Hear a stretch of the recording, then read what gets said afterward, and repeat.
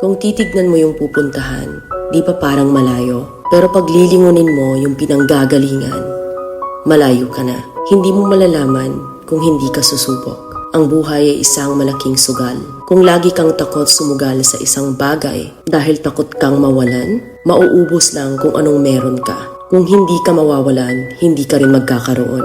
Kung ano man ang mga desisyon mo ngayon, yun ang magiging buhay mo bukas. Lakasan mo lang yung loob mo. Dahil ang mundong to, aapakan lang ang mga mahihina. Ibangon mo palagi ang sarili mo. Balang araw, magugulat ka na lang na ang layo na pala ng narating mo.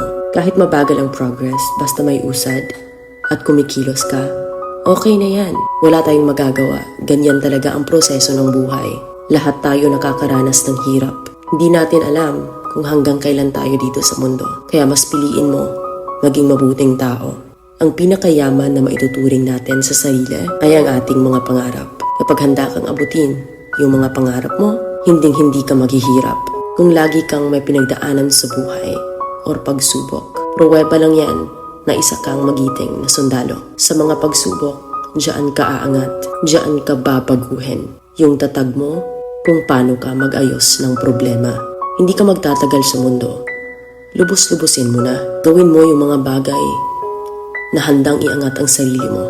Huwag mong isipin yung mga sinasabi ng iba at huwag na huwag kang panghihinaan ng loob dahil lahat ng tao ay may iba't ibang desisyon at iba't ibang sitwasyon. Huwag ka lang mawala ng pag-asa. Hindi mo naman kailangan madaliin lahat.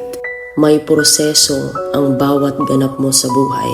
Alam mo kung ano yung nakakapagod? Ang palaging patunayan ang sarili mo sa ibang tao. Sa mundong to, piliin mo ang hindi magarbo. Keep it low-key ka lang. Simple.